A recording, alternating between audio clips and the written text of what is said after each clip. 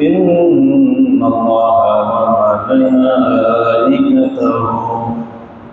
يصلون على النبي يا أيها الذين آمنوا صلوا عليه وسلموا تسليما اللهم صل على سيدنا مولانا محمد وعلى آل سيدنا مولانا محمد দুনিয়া পড়ে থাকবে একদিন আমরা থাকবো না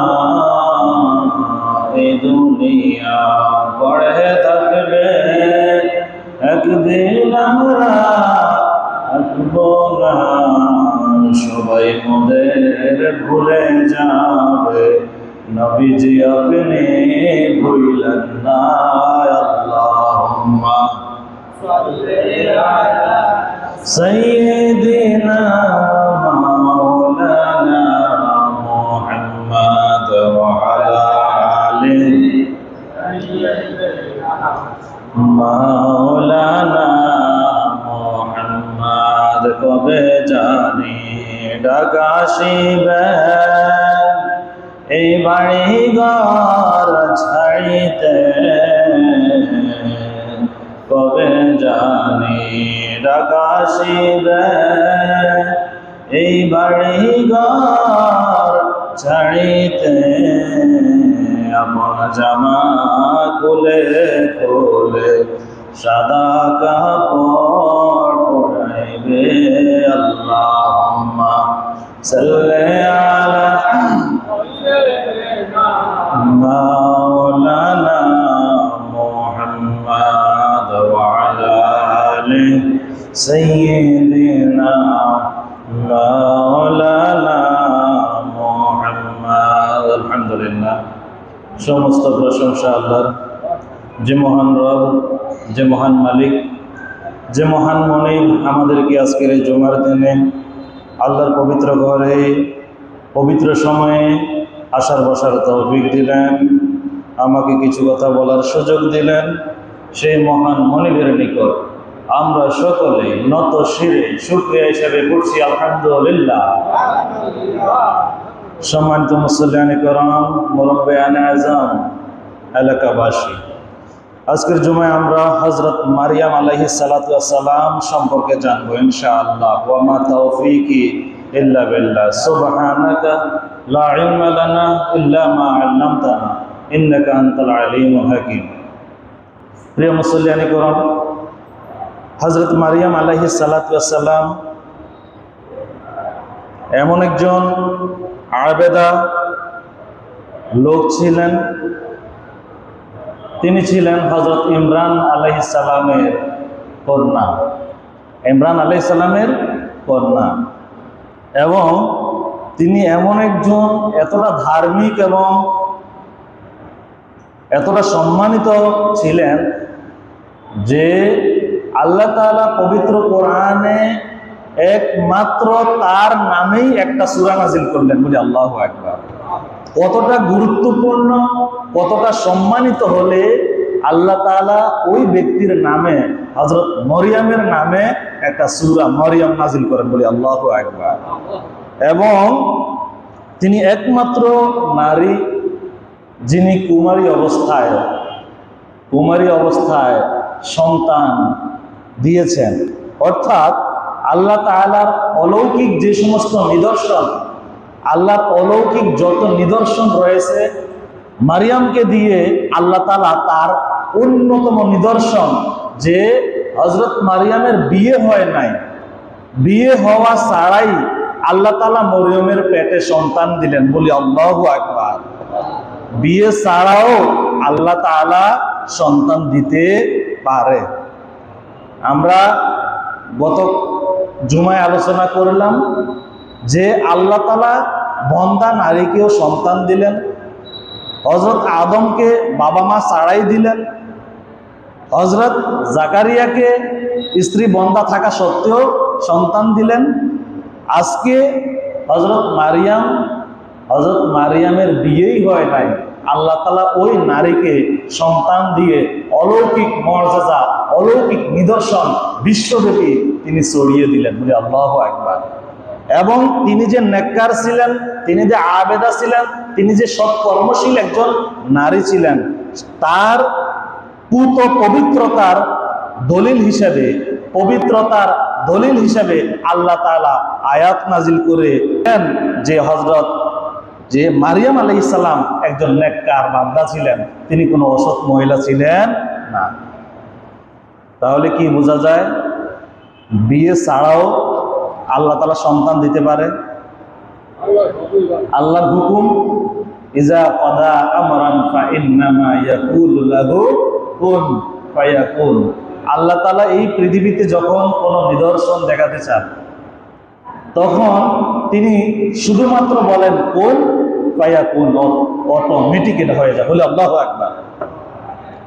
হযরত মারিয়ামের ব্যাপারটাও সেম ছিল। হযরত ইবনে আব্বাস রাদিয়াল্লাহু তাআলা হতে বর্ণিত হাদিস, তিনি বলেন আল্লাহ রাসূল সাল্লাল্লাহু আলাইহি সাল্লাম একদিন এইভাবে মাটির মধ্যে 4টা দাগ অঙ্কন করলেন, এইভাবে 4টা দাগ টানলেন। সাহাবীদেরকে জিজ্ঞেস করলেন, ও আমার সাহাবীরা, তোমরা কি এই দাগের রহস্য জানো? সাহাবীরা বললেন, ইয়া রাসূলুল্লাহ, ইয়া হাবিবাল্লাহ, এই দাগ টানার রহস্য একমাত্র আল্লাহ ও তার রাসূলই ভালো জানেন। রাসূল সাল্লাল্লাহু আলাইহি সাল্লাম বলেন, আমি 4 জন নেককার রমণীর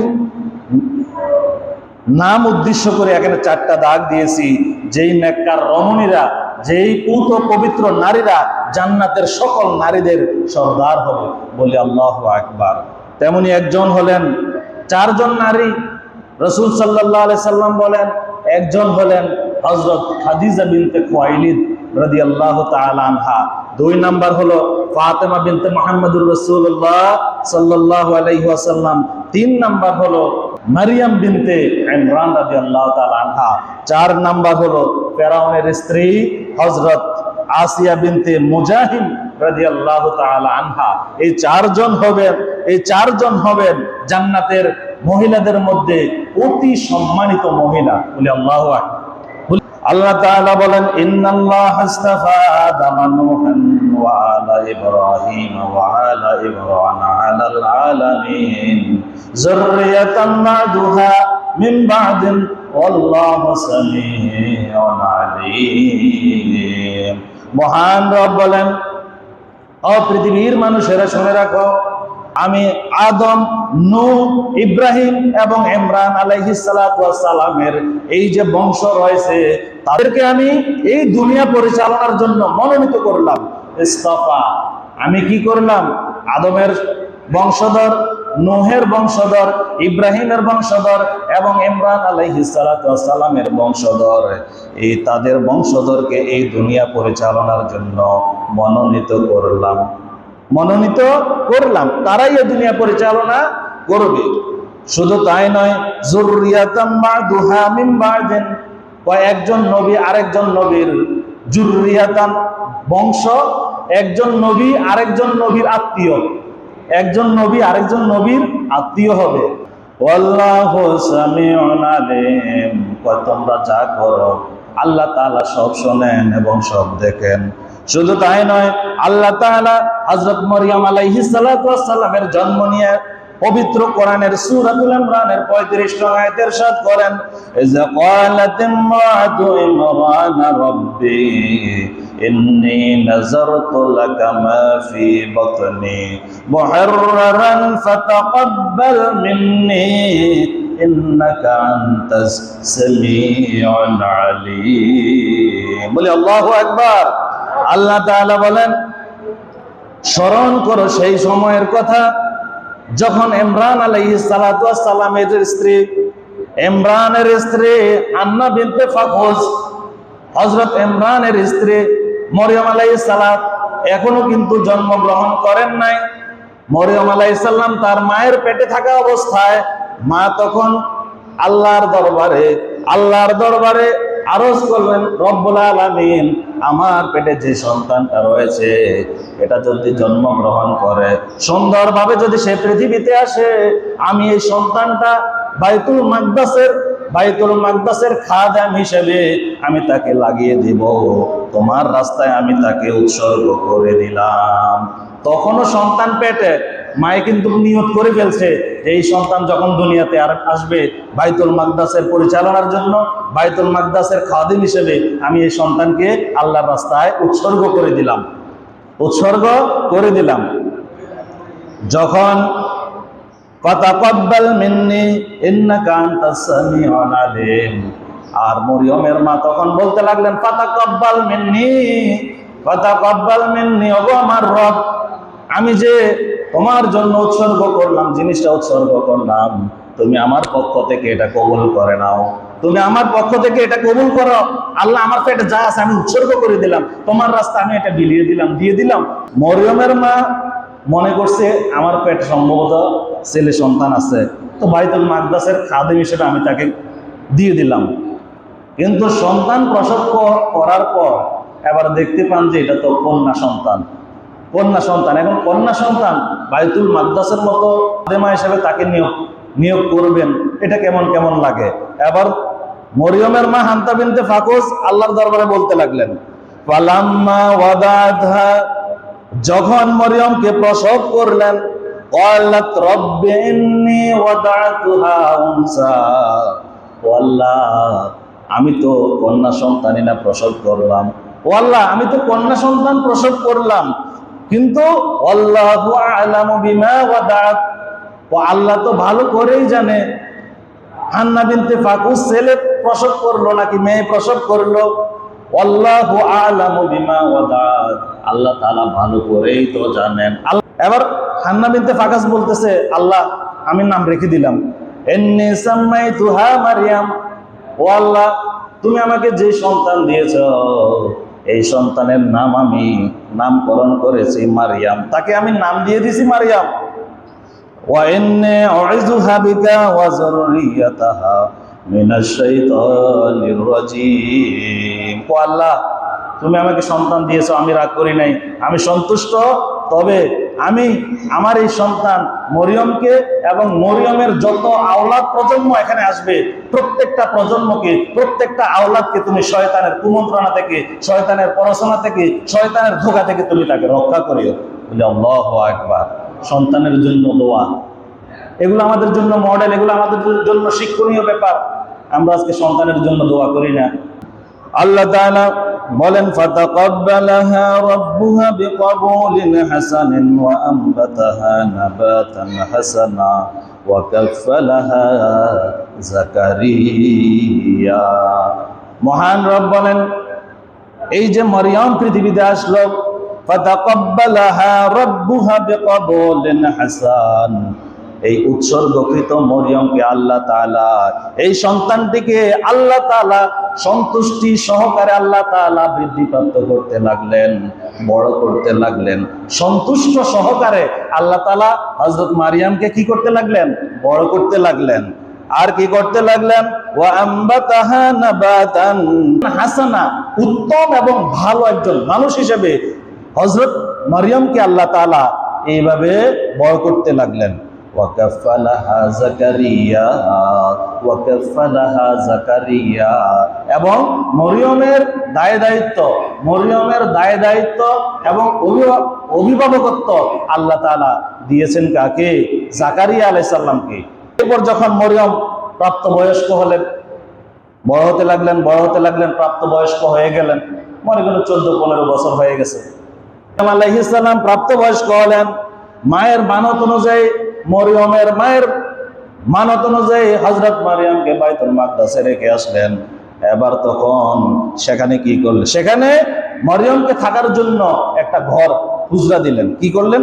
সেই কথাটা আল্লাহ তাআলা পবিত্র কোরআনে যেভাবে বলে শোনেন, ওয়াইজ ক্বালাতিল মালাইকাতু ইয়া মারইয়াম ইন্নাল্লাহা ইসতাফাকি ওয়া তাহহারাকি واصطفاك على نساء العالمين يا مريم اقنتي لربك واسجدي واركعي مع الراكعين ফেরেশতারা এসে বললেন, ও মারিয়াম ইন্নাল্লাহ ইসতাফাকি ওয়া তাহহারাকি, আল্লাহ তাআলা তোমাকে মনোনীত করলেন, ওয়া তাহহারাকি তোমাকে পবিত্র করলেন, ওয়াস্তাফাকি আলা নিসাইল আলামিন, দুনিয়ার যত নারী আসবে, দুনিয়ার যত মহিলা আসবে, ও সকল মহিলার সর্দার হিসেবে আল্লাহ তাআলা তোমাকে মনোনীত করলেন। বলি আল্লাহু আকবার।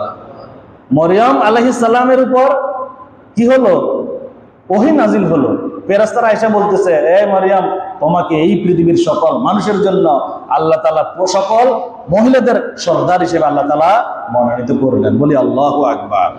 ইয়া মারিয়াম কুনতি লিরাব্বিকি ওয়াসজুদি ওয়ারকাই মা'আর রাকিঈন। ও মারিয়াম, তুমি কি করো? রবের অনুগত হয়ে থাকো, ওয়াসজুদি, এবং তুমি তোমার রবের নামে তুমি তোমার রবের সন্তুষ্ট চিত্তে সিজদা করো, ওয়ারকাই মা'আর রাকিঈন, এবং রুকুকারী সম্প্রদায় যারা আছে, যারা নামাজ আদায় করে, যারা রুকু দেয় সিজদা দেয়, তুমি তাদের সাথে রুকুও করো সিজদাও করো। বলি আল্লাহু আকবার। এরপর আল্লাহ তাআলা বলেন, ওয়াকুল্লামা দাখালা আলাইহা যাকারিয়াল মিহরাব ওয়াজাদা ইনদাহা রিজকান ক্বালা ইয়া মারইয়াম আন্না লাকি হাযা ক্বালাত হুয়া মিন ইনদিল্লাহ। মরিয়ম আলাইহিস সালাতু ওয়াস সালামকে যখন মেহরাবের মধ্যে রাখলেন, মেহরাব হলো, মেহরাব বলতে আমরা সাধারণত বুঝি ইমাম সাহেব যে জায়গায় দাঁড়িয়ে নামাজ পড়ে। মেহরাব বলতে বুঝি ইমাম সাহেব যে জায়গায় দাঁড়িয়ে নামাজ আদায় করে, সেটা মেহরাব। কিন্তু তৎকালীন আমলে মেহরাবটা এমন ছিল না। মেহরাবটা কেমন ছিল? বাইতুল মাকদাসের আশেপাশে যত উপাসনালয় ছিল, বাইতুল মাকদাসের পাশেই, মনে করেন বাইতুল মাকদাসের পাশেই উঁচা একটা জায়গা, এইভাবে ছোট ছোট ঘর, তাঁবুর মতো ছোট ছোট ঘর করতেন। এখানে একজন, যাতে করে একজন সেখানে ঢুকে ইবাদত করতে পারে। এক একটা তাঁবু, এক একটা মেহরাব এক একজনের জন্য। কেন? ইবাদতের জন্য। কেন? ইবাদতের জন্য। তখন হযরত মারিয়াম আলাইহিস সালামকে এইরকম মেহরাবের মধ্যে জায়গা করে দিলেন যে তুমি সেখানে ইতিকাফ করো, তুমি সেখানে অবস্থান করো, রুকু করো, সিজদা করো, আল্লাহর সন্তুষ্টির জন্য তুমি চেষ্টা করে যাও। হযরত মারিয়াম আলাইহিস সালাম সেখানে অবস্থান করলেন, দিনের পর দিন সেখানে রইলেন। একদিন জাকারিয়া আলাইহিস সালাম যখন ওই তাঁবুর ভিতরে ঢুকলেন, দেখতে পেলেন কি চমৎকার চমৎকার আইটেমের খাবার, অত্যাধুনিক খাবার, যে জান্নাতি খাবার, যেগুলো জান্নাতি খাবার, অসংখ্য আইটেমের খাবার দেখতে পেলেন। হযরত জাকারিয়া যখন দেখতে পেলেন, জিজ্ঞেস করলেন, ও মারিয়াম, এই খাবারগুলো কোত্থেকে আসলো? এগুলো কিসের খাবার? মারিয়াম আলাইহিস সালাম বলতে লাগলেন, ক্বালাত হুয়া মিন ইনদিল্লাহ, এগুলো আল্লাহর পক্ষ থেকে পুরস্কার, এগুলো আল্লাহর পক্ষ থেকে এসেছে। বলি আল্লাহু আকবার।